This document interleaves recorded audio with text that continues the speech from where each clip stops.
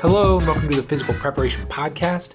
I'm your host, Mike Robertson, and I'll be joined on the line later today by Brian Buck. Now, before we jump into this week's show, let's do a little recap of the week that was, shall we? Because needless to say, it has been an interesting 7 to 10 days, depending on when you're listening to this. And man, in 41 years, I can honestly say I've never seen anything like this.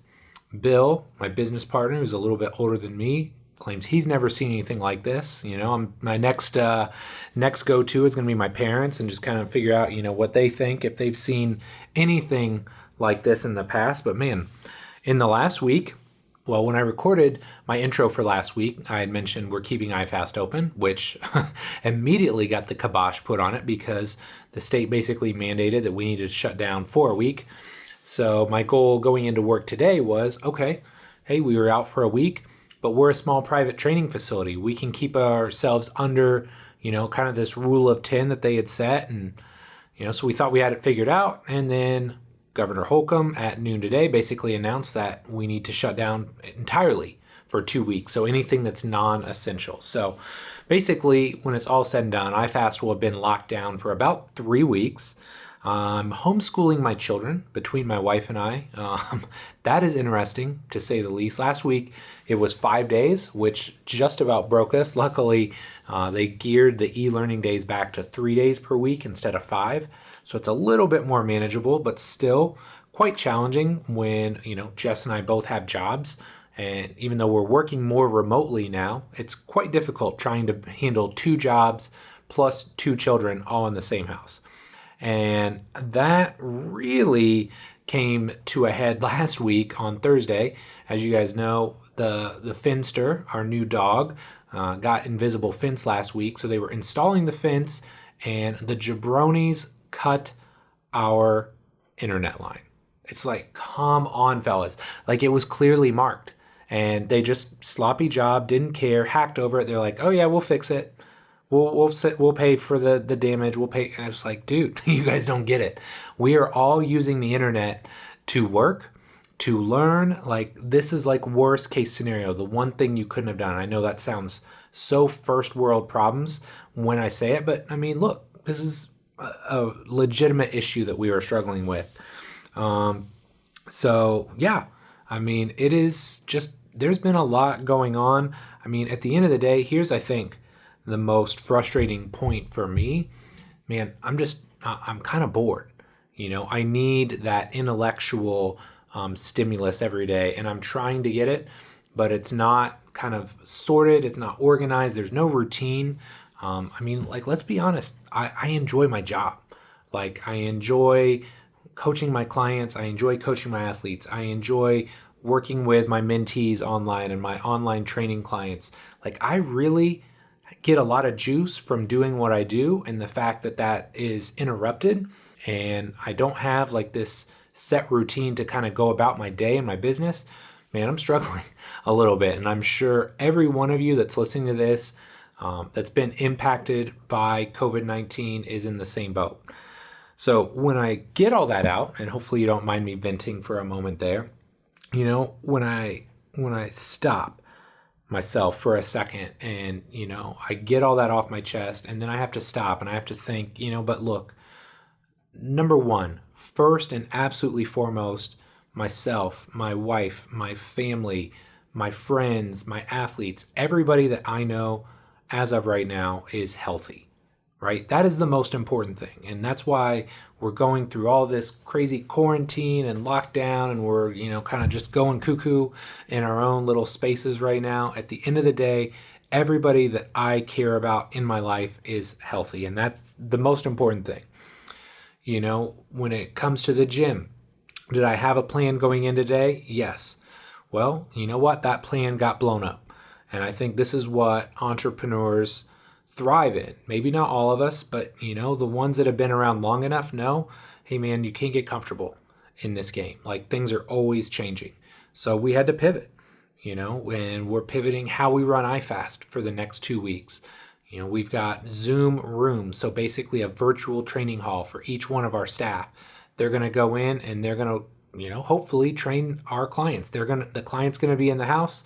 They're going to log into their Zoom room at their scheduled time, and our coaches are going to work with them. This is going to change, I think, how Bill and I create content online, and it's really kind of forced us to rally the troops, and we're going to start working on more collaborative stuff. I mean, we already kind of had it in the woodworks, but now we're really serious about getting it out there and getting it out to the public. So I'm excited about that. It's given me an opportunity to create more content. It's something I've talked about for a long time, creating a daily video. Hey man, knock on wood, I think I'm like 8 or 9 days in right now, but I'm putting something out there every day, whether it's YouTube, whether it's Facebook, whether it's Instagram. There is new content and new video to be consumed on a daily basis. And it's given me time to spend with my kids. Is it the ideal time? Because look, no. And here's why. Because I think I thrive in a routine situation. So I need that little bit of work to satisfy that part of my brain. And then I can go home and I can be an awesome dad. And so it's been a little bit more of a struggle here lately, trying to figure out, okay, what's the ebb and flow here? How do I give them what they need while still checking the boxes that I need to keep the businesses working well, to make sure that I'm doing all the things that I need to do from a professional standpoint. But look, I am getting more time with my children, and that's amazing. So not many days you can get home at 2 o'clock and take the kids and the dog for a walk. Not many days that you can hang out at 10:30 in the morning and build Legos with them and call it STEM class. Not a lot of days when you can work at noon on an iMovie for your son's birthday, because that's what I do every year. I create like a short iMovie video of them that basically commemorates the last year of their life. And now that they're a little bit older, it's not just me, it's more of a collaborative process. So Cade was super jazzed yesterday. We got not only the Star Wars theme music, and I did like a little crawl so it looks like a real Star Wars movie, but then when his music comes on and his pictures come on, it's the Imperial March, which is like his favorite song. So, that's all it takes, I think, is when you get down, and we're all going to be there, right? Unless you are just like a mutant with regards to your level of optimism, we're all going to be down. We're all going to struggle. It's normal. It's human. I try and remind myself of that every moment of every day, that I am a human. I am not perfect. I am not built to be 1,000% optimistic all the time. But when you get down, when you struggle, take a moment. Pause, reflect, because every one of us has blessings in our life. We have things that we are still excited about, that we're still passionate about, and things that we can be grateful for. The fact that we get to wake up every day, just not do anything else. The fact that we get to wake up and live our lives is a blessing. So my friend, I hope you're doing the best that you can in this situation. I'm going to do my best to keep it positive, to keep the momentum rolling, whether it's the podcast, whether it's the videos, the content is going to be there, things to keep you engaged mentally, hopefully physically too, if I'm putting out some workout videos, things that are going to help keep you engaged and keep you motivated until we get through this. And my friend, trust me when I say we will get through this. So enough from me, quick break, and then we're going to jump into this awesome show with my guy, Brian. This episode of the Physical Preparation Podcast is brought to you by Momentous. For many years, I simply disregarded the age-old advice of getting liquid protein in either during or after workouts. Part of this was due to the fact that most had so much crap in them, I didn't want to put them in my body, and others might have been high quality, but tasted absolutely disgusting. However, if you're looking for a protein that's not only high quality, but also tastes amazing, you need to check out Momentous.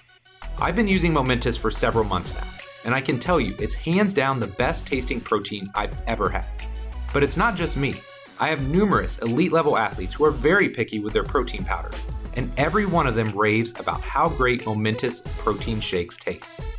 And while the taste is amazing, the best part about Momentous is that they're incredibly transparent with what goes into their product. You never have to worry about a tainted or dirty supplement, as all of their products are NSF and Informed Sports certified. If you'd like to try Momentous out for yourself, head over to livemomentous.com/Robertson and use the code Robertson20 to save 20% off your first order. Or if you want to try before you buy, get a free 3-pack sample sent to your house by using the Robertson sample code at checkout. Regardless of which option you choose, I guarantee once you try Momentous protein shakes, you'll never go back to anything else. Brian Buck has been with Sparta Science since 2017. Before coming to Sparta, Brian was a strength and conditioning coordinator for the Colorado Rockies, an S&C coach at the Boras Sports Training Institute, and has also been a Nike master trainer for 8 years. Before entering the field, Brian was drafted and played in the St. Louis Cardinals organization as an outfielder. Brian holds a degree in kinesiology and business from Arizona State University and also has his CSCS, RSCC, and USAW certifications. In this show, Brian and I talk about how injuries derailed his playing career, yet fueled his passion and desire to learn and coach in our industry. We talk about the role of strength in sports and when we should focus our efforts elsewhere. We talk about return to play, including what we're doing well and how we can still continue to improve. And last but not least, Brian shares why the concept of doing less a lot better is so important to him. This was a really fun and engaging conversation, and I know you're going to love it. But enough for me, let's do this. Brian, man, thanks so much for coming on the show here today. Super excited to chat with you. Could you start by just telling us a little bit about yourself? Yeah. Thanks for having me on here, Mike. This is an absolute honor. I've been listening to the show for a long time, but just a little bit about myself. Really just a kid, just born in the Pacific Northwest, playing sports, rain or shine up here. So just grew up a big sports fan and had an opportunity to go play college baseball in Southern California.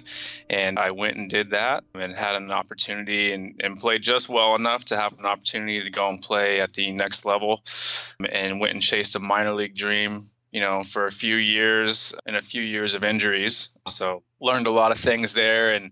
And from there went on to, finish school and really get back into the field of sports performance and figure out how I could help people do things better than I did or not make the same mistakes that I did. I think like a lot of people in the industry, there's a lot of things that we wish we would have done better. And so that's kind of what's fueled me to be in the space today and work with a company called Sparta Science and getting to work with a lot of people like yourself and others that are helping people along the way.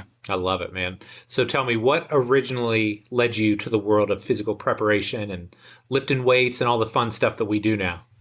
Yeah, I think I was always fascinated with training, as a young kid, the endorphins, the competition with your classmates, really. And then, later in high school, kind of figuring out, at that point, it was like, I could have done anything to make me stronger. And it did. And it was kind of like, this is pretty cool. This, that this can happen. And I'm pretty sure this was around the same time that the Chicks Dig the Long Ball commercials came out as well. So right. I guess you could say I was pretty motivated. No, honestly, what really led me into it again is, facing multiple injuries during my pro career, they were really, in my opinion, avoidable. And, so going back and learn more about, field of performance and health and performance and how we can do things better and how we can make better decisions. That's really what led me back into it and why I'm really still in it today. I gotcha. Would you mind sharing it all? What kind of injuries did you deal with? Just always something nagging me. And it was, whether it was a lot of soft tissue for me. It was always groins, hamstrings. I was a guy that I wasn't out there to hit tanks. I was like a guy that if I could just scrap to get on base, I'll let those big boys knock me in, Right. So I was just a speed guy, an athlete. If this guy could figure it out sometime, he might be something type of risk draft pick, Right. So, but yeah, just always something that was going on. And then eventually it was actually Tommy John as a center fielder. Really? Yeah. So I really faced a lot of different types of injuries. And I think one thing that I struggled with was the rehab seemed to be very similar in a lot of the things I was doing, regardless of injury. It was just, I was always hurt. So something was always going on. And a lot of it was just because I was trying to do too much at once and I wasn't allowing adaptation or rest, just being a young kid that didn't really know a whole lot better, I think. Yeah, no, that makes sense. So talk to me about, you've kind of figured out, all right, the baseball thing probably isn't going to work out for me. So walk me from then to where you're at now. What did your career path look like? Yeah, so it didn't work out for me, and that was a tough thing. I think my life was flipped upside down a little bit there. I wasn't going to go to the cage every day and take some hacks. It was like, okay, what now? A really cool thing that I had in my contract with the St. Louis Cardinals at the time, actually, this really made my parents happy, was actually just if I did end up going back to school, that they would take care of that. Oh, that's cool. Which was a cool risk to take, as a young kid, to go and chase the dream. And then if I had a backup plan. So luckily I had that backup plan, ended up going back to Arizona State and getting my degree there in kinesiology. And during that time, I did an internship as part of that at a place called Pro Advantage Training with a guy named Keith Wilson, who he trained a lot of pro baseball players. And he really let me hop right in, and he kind of taught me along the way of, why they were doing certain things. It wasn't what. I didn't really care about the what at that point. It was like I was kind of the annoying intern of like, why? Why do we do this? So after that, internship there, he kind of asked me, he's like, what do you have planned?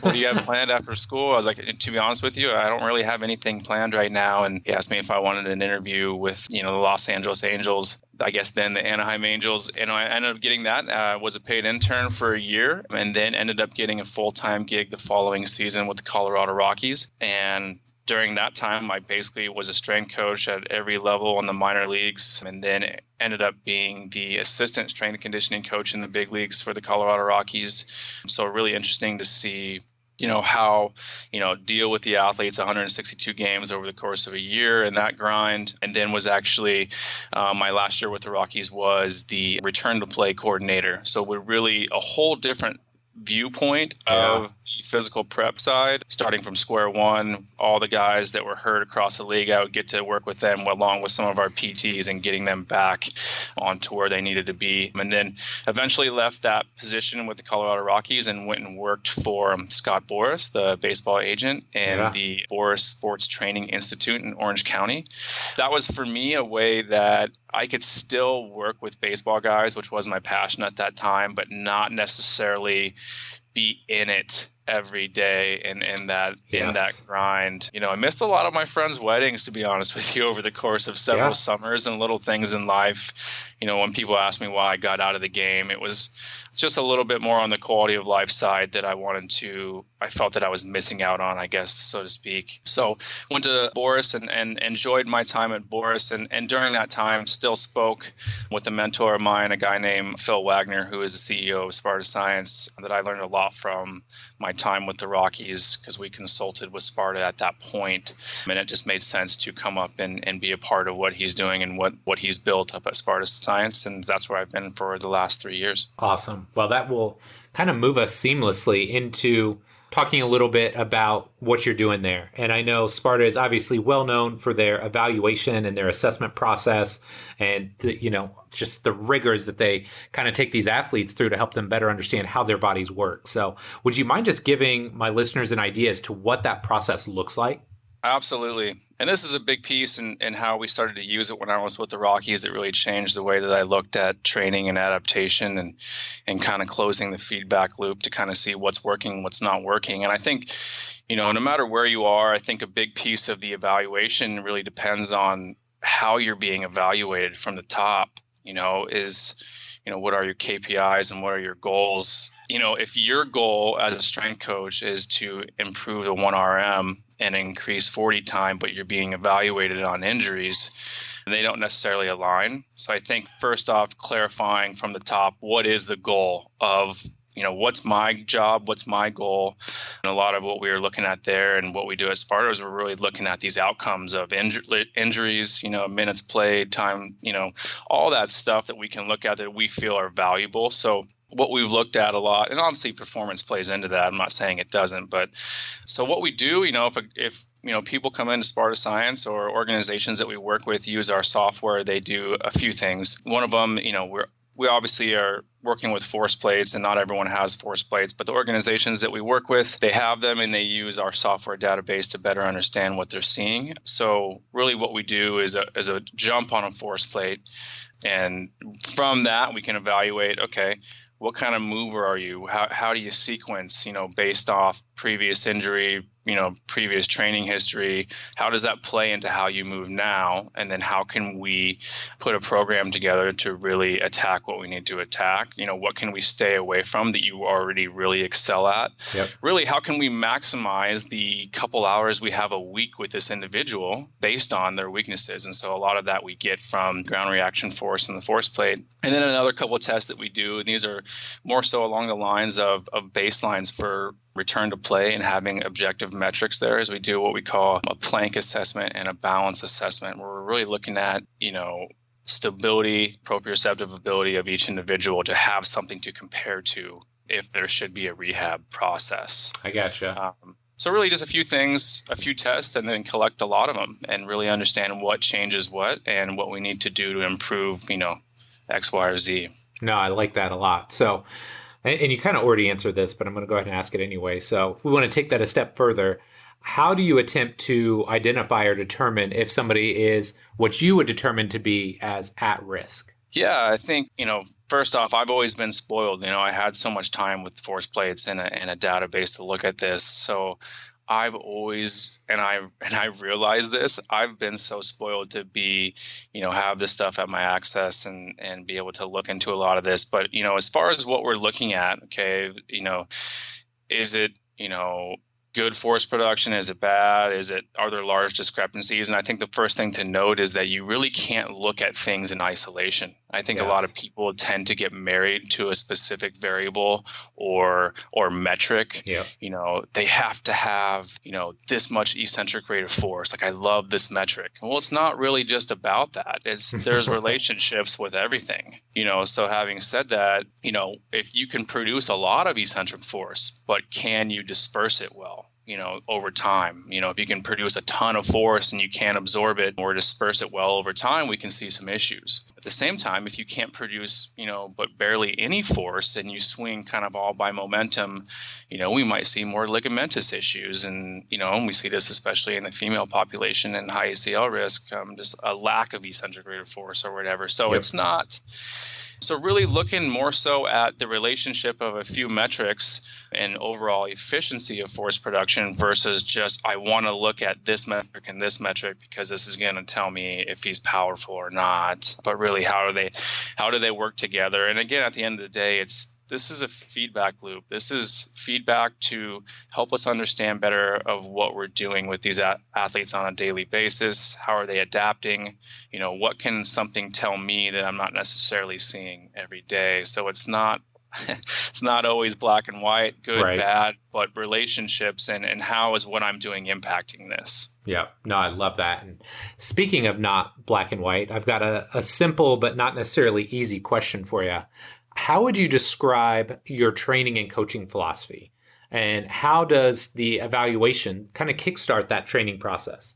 Yeah, that is a great question. And it's really evolved over time, honestly, and I think there's other people that have had this experience as well of starting out extremely basic, solid movements, good reps, what have you. And you can you can get away from that so easy, the more you read, really wanting to dive into, okay, it's got to be this percentage.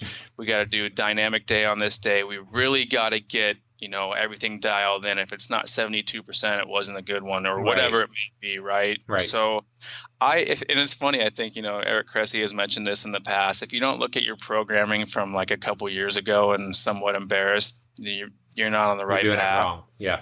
I look back at some of the stuff that I wrote for myself years ago, and it always was somehow what I was reading at the time influenced it. Yeah, some of it was just too much and trying to be too specific, and it's kind of come back to now just do less a lot better. Yeah. And I think that really is my philosophy now, and especially because I feel it now more myself as I get older. Just do things really well, and you'll hear people say do things savagely well. I think that's a good way to put it. I just want to do less and do it a lot better and keep consistency. I think that's really everything, consistency and quality of what I'm doing, as opposed to really trying to get these crazy details online, because life's not so easy, and a lot of times there's some curveballs thrown at us. Yeah, so. I think a consistent theme that I've found, and that I've had in the show over the last couple months is just this concept of, we used to be so focused on the outcome, and now we're so much more focused on the process, Yes. and like you said, doing the basics very, very well, repeatedly over time. Like that, it's not sexy and it's not cool, but that's what gives you the biggest return on your investment. And it allows you to understand what's working and what's not. Yep. If you just do a few things, you're able to tell pretty quickly, the impact it has on how you feel, how you move, versus trying to do everything under the sun, and then you don't really know, what did what. And I've definitely been in both camps. So, I've learned from from a lot of my own mistakes on myself, and I've also learned a lot of good things as well along the way. But yeah, you got to try it to learn from it, I guess. Absolutely. So you've obviously spent a lot of time in the baseball realm. So I'm really interested in your thoughts here. How do you know, or how do you attempt to determine when a baseball player is strong enough? Great question. And I've talked about this with a lot of my friends, actually. This has been a combo. If you look at the literature too, it's always like, is it 2 times body weight is strong enough, right? There's that one. There's, Matt Ray came out with this article not too long ago where he talked about with his athletes or his population, he kind of found that 1.7 times body weight was like where the diminishing returns became like that. Once they got to 1.7, they didn't get any faster. Okay. Right. So it was like, okay, he's going to focus on something else. I think there are ways to understand if a player is strong enough, and I'm not that smart a guy, but if you, obviously if you have a database or software, that's great. I've been spoiled and had access to a lot of that to understand, but even if you don't, if you had nothing at all, you can look at the norms within your population or your team and kind of understand, okay, what's an average here and where are my outliers? So if you had nothing at all, as long as you're looking at the workout cards that you have, you can kind of tell where people are at or when their relative strength is too low. But it's weird too, because I was talking with a guy I work with now. We used to work together at Boras Sports Training. And we were having this conversation. We have a guy that throw 101 mile an hour and can barely deadlift 255, and it's like, right. Well, what is this threshold that we're searching for? Or what's this magic number, right? I think it always comes back to, are they efficient and are they lasting? Is their ability to go late into games there? If they are loading a lot of weight on, we have other guys that we would talk about too that are loading, 450 on a squat. And as long as they're doing it cleanly and nothing is really failing, I think it's good. I think at what point do you want to, really test the limits and what's the risk and reward on some of it? You can have this conversation in a lot of ways. I think as long as they're an efficient mover and they continue to make it through their sport or skill set at the end of the day with good results, I think, that you're probably doing something along the line you're doing pretty well. When guys start to get tired easy and they're losing that efficiency and they're kind of banking on some poor movement patterns, there might be, we really got to address that. But in the end of the day, if you can have any kind of normative data, or collect that to understand when somebody is pretty low amongst their peers or their sport, I think that's a good place to start in understanding how strong is strong enough. I love it. It's something that, I know I've talked about it with Eric before, but I know Bill and I have had this discussion because we get a decent amount of, high school, definitely a lot of collegiate. We get a handful of pro baseball guys that come into iFast, and, we don't see it so much with the pro guys, but you see it over the course of, say, a college career. You got a young kid, kind of thin, kind of frail. And so they see those performance gains for a year or two, right? They're on that D1 strength program. But then year 3 and 4, you start to see a decrement in their performance. Mm-hmm. And one of the things that we tend to find is you get to a point where your force output and everything is getting better and better, and you haven't sacrificed your rotation yet, to now you've crossed this threshold from athlete into more like power lifter, and you start to give up that, like you said, efficient movement. We would just say, have they lost their rotation? And when you start to see that, it's like, okay, now maybe we need to figure out, is this something we need to continue to push? Yeah, and I agree. And I think, and it's easy too. It really just depends on how much time you have with the individual. If you only got a couple months in the off season or whatever, a lot of that strength work is going to be necessary. You got to have it. And if you got a longer time with them or a longer off season, you really need to be a little bit more creative with what you're looking at. And again, I think, we want to know how strong is too strong or some data points. But if you're not looking at the data you're collecting from your training every week, and you're just searching for more tech or more data out on the outside of that, you're missing the boat. There's a lot you can tell from your training card and looking back from the last couple of weeks of where they're at and where they're going, and if it's actually improving things that matter to them, like doing their sport better or velo or speed times, whatever it may be. Absolutely. I love it, man.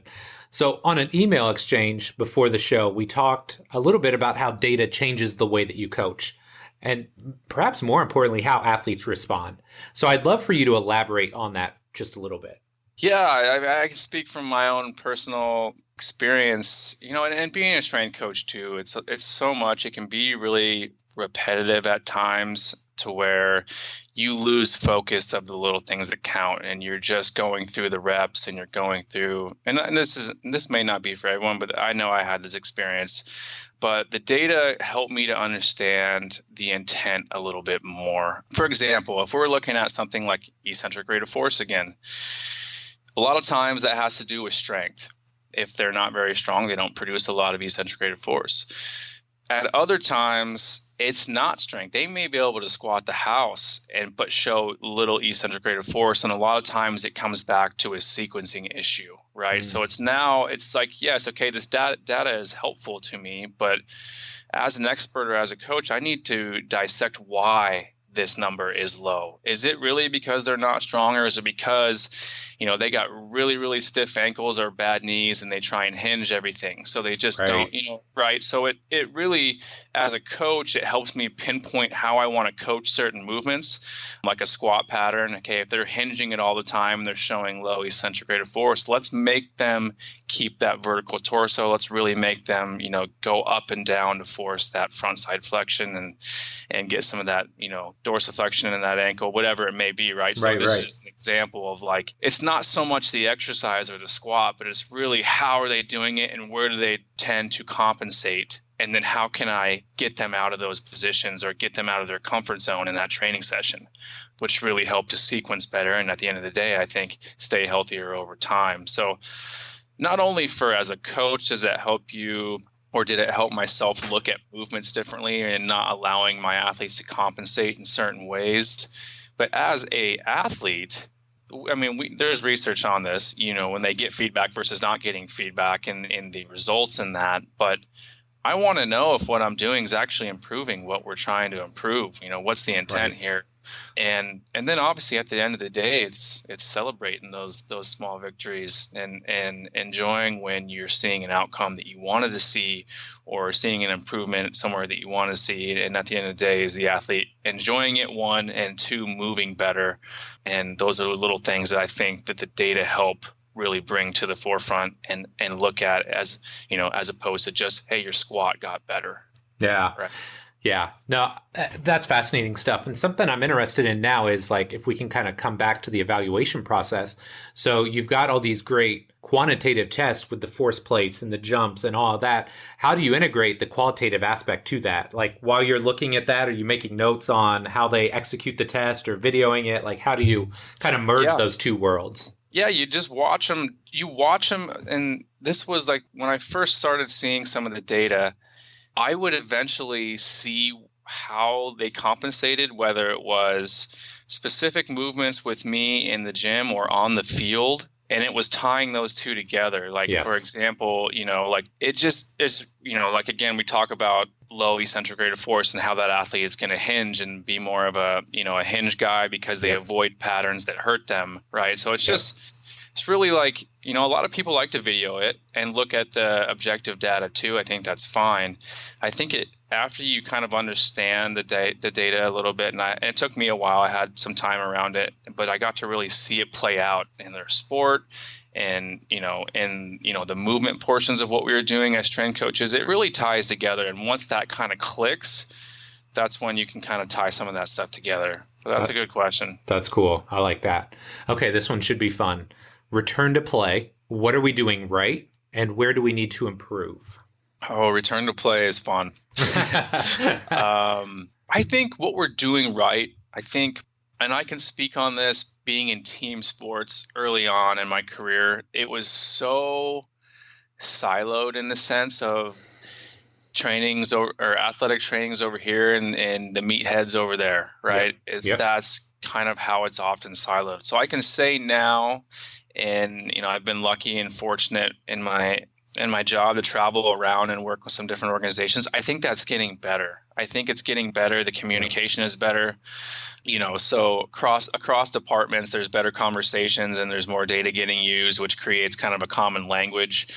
So I think that's better when it wasn't so 5 years ago even. So I think there's better conversations now. But I think where we can improve is using data more. I think so much of the rehab process is subjective, and a lot of it should be. But I think a lot of it we can use, whatever tool we have, that we have healthy metrics on an individual, let's refer to those and let's use them more. If we're going to test somebody, let's not just do it once or twice a year and then throw it in a drawer. Let's keep that piece of paper out, or let's keep that out and let's do it more frequently to see where they compare to that, when they are on their return to play process. Whatever. So I think we could do better at using more metrics and more frequently during the rehab process, really more so than anything to validate the job that you're doing every day. Yeah. Then also pull the reins when we're not seeing what we thought we would, and having that vulnerability to say, hey, maybe we need more time, right? It's not always, you don't always get better. That's just the facts. And then I think another area we can improve in return to play or rehab is weighing asymmetries too highly. I think that they are inevitable. I think across sports, we're going to have them. That is a fact. And I think that we, as an industry, think that we want to correct them too frequently when it's not necessarily something that's needed, at least from the research. It's very unclear if that's needed. I think a lot of these sports, we've been doing them, and a lot of these kids have been specializing from a young age. There's going to be natural asymmetry. So I think always thinking that we need to get in there and fix them, quote unquote, or improve them is not necessarily the truth. So I think that we weigh those too highly, in my opinion. And then I think where we could also get better at too is, and we are getting there, but it's continuing to train when hurt. I think that I love that one. Again, there used to be that silo where the meatheads will get him when we're done with him over here. Right. And that's changed a little bit. Now it's okay, let's still do stuff, albeit it might be very limited range of motion, but let's continue to groove these patterns and keep, the work capacity up at least to an extent. And there is going to be some minor pain in return to play. It's not going to be just, a breeze. But I think a good way to look at pain is is it a 3 out of 10 or less? And let's keep going with this, because there's going to be some minor pain. And I don't like to say it's okay to do anything with pain, but there also is a point where you kind of need some stimulus to provide some of that, healing. Yeah. And I think that it speeds it up. And if anything, so there's a fine line there of like too much pain, but I think a 3 out of 10 is a good place to stay at or under, but continue to move and continue to train as much as you can in a safe manner to really keep that work capacity up and improve this recovery time. Yeah, great points. And I want to circle back to one thing that you had mentioned. I'd written down the power of normative data, and it reminds me of years ago, I was out in Seattle. Dave Tinney was with the Sounders, and I don't think he'd mind me saying this now because it's common knowledge, but he was rehabbing Clint Dempsey, who at the time, men's national team player, one of the highest paid guys in the league. He was coming off a hamstring pull. And so the whole team's over there practicing, and Clint's doing sprints, and Dave watches him do one, and he looks at something, his GPS or whatever, his laptop, and he says, he's ready to play. I said, why do you say that? He's like, he just ran at 102% of his max speed. I said, love that. Okay. Well, now we know, right? Because he had that normative data. And here Clint is running as fast as they'd ever clocked him. In this case, faster with no side effects, no symptoms. And he put him back out there. So I just love that story because it just shows how important having that normative data is. He can say very clearly, he just ran faster than he ever has for us. He's ready to play soccer again. Absolutely, and that's a great point. And that the normative data is huge. It really is. And I think especially in late stage return to play, you are ramping up volume now to a point that they may not be ready for it. So looking at just strength by itself and isolation is one thing, but as you continue to ramp that volume up in late return to play, if they can't maintain it, over a period of time, their body's not adapting to it yet, and they're not recovered, and that's going to put them at a higher likelihood to re-injure. So really looking at, can they stay at this threshold late in that return to play? And if they can, okay, then back into competition. But, Right. Just doing it once or touching it once and not being able to repeat it because your body can't handle that load yet, I think that's valuable to look at. And again, referring to that normative data. Yeah, fantastic stuff, man. All right, my guy, big question time. If you could alter the space-time continuum and give young Brian Buck one piece of advice about training and or life, what would it be? He didn't listen very well. But, Yeah, I know that feeling. If I could go back, it would be, again, I think really my mentality and philosophy now, do less better. I think I always had this mentality of no one is going to outwork me. And that was part of what made me good, but it was a blessing and a curse. Yep. Do less better. And it's okay to miss a day. It's okay to relax and let some adaptation occur, to clarify, just get your mind right and not always push so hard. And that's one thing I have to tell guys, younger guys now is, hey, listen to yourself a little bit, listen to your body. If you are absolutely crushed, maybe a day would help. Now, that doesn't mean a day of doing nothing, but something to stimulate some recovery, some adaptation to feel better. So if I could go back, it would just be to slow down a little bit. Take more time, do things better, but do less better. I like that. I like that a lot, man. All right. Last but not least, we've got the lightning round. So 4 fairly short questions. Your answers can be as short or as long as you'd like. All right? Yeah. Number 1, you had quite a baseball career, man. I know a lot of guys that would love to have gotten to that level. So do you have a career highlight that stands out to you? Honestly, I wish I had like a Happy Gilmore moment, like I was the only guy to take my skate off and try and stab someone, or something cool to say like that, and I wish I had more to share from my professional career. But really, the highlight of my baseball career was my last season in college and winning the conference title with guys that I still consider my brothers, to this day. So my baseball career, I think if I could look back at one season, it was definitely the time with those guys in Santa Barbara and, the relationships built there. Yeah, that's awesome, man. Okay, number 2, bro, talk to me about the hair game, my guy. I mean, it is on point. That's funny. So, you know what? I tend to do whatever makes the wife happy. Yeah. Yeah. Okay. That's fair. And so we're actually recently married, got married in November. Congrats. And thank you. I'm way over my skis, but she was like, hey, let's grow it out so that you can always look back and be like, man, the lettuce I had, that time, it was on point. So but at the end of the day now, whatever keeps her happy and what she likes, that's what I do. Dude, that's part of what started the beard, man. It's mostly gone now. It's very much trimmed up, but yeah. I remember it. Yeah, my wife was just like, you've never done this in the time that I've known you. So I'm like, all right, let's go. Let's go. I didn't get to like full like major league playoff beard status, but for me 4 months was a pretty good run. So we'll see. Did you purchase beard oil? Because that's the next step. No, I do have beard oil. Okay. I had to. You're somewhat serious. No, I had beard oil. I had the comb, man. It's just so bushy. It would never lay down. And I can only be sold the dream of, hey, it's just got to get a little bit longer and then it'll lay down. Like 4 months in, if it's not laying down, that's just the way my hair is. So I hear you. Mine doesn't look too good when it gets out that length either. So it's just, hey, you got to know your strengths. You know? That's right. It's for some people, it's not for everybody. Okay, man. Number 3, what was one of your biggest takeaways from working in pro baseball?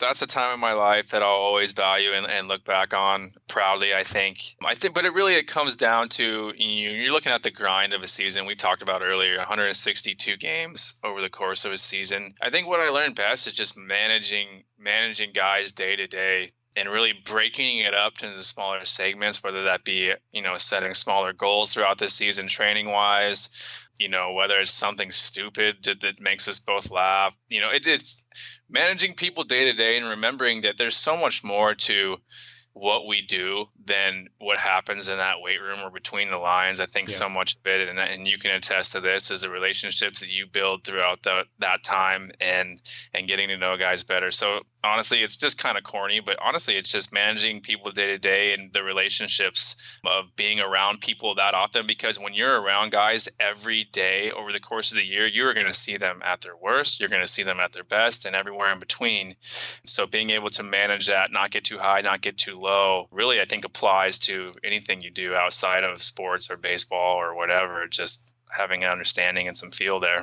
That's awesome, man. I love that. Okay, number 4, last but not least, what's next for Brian Buck? What are you working on? What are you excited about? Anything?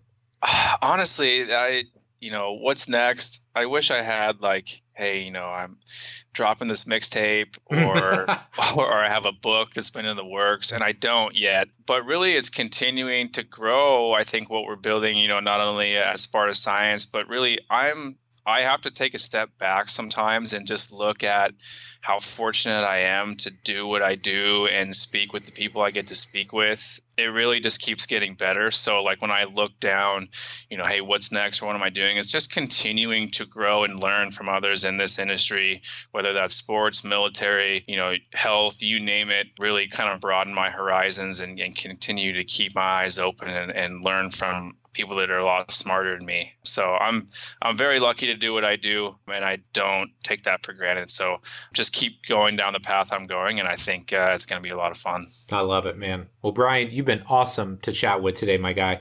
Where can my listeners find out more about you and what you got going on? Yeah, and likewise. No, this has been a lot of fun. So I guess from a company standpoint and the mission that we're on right now, spartascience.com for more information there. And then, I'm not the best poster or anything like that, but Twitter and Instagram, just Brian Buck 6. I think Twitter's fun. You get a lot into more the research and what people are doing. I love that. And Instagram's a little bit more of my personal life, but I'm open to sharing things. And I love, again, learning from others and what other people are doing that are a lot cooler and smarter than me. So I love it, man. Well, Brian, thanks again for coming on, buddy. This was really great. Yeah, I really appreciate it. And again, honored to be on the show, and I appreciate you, Mike.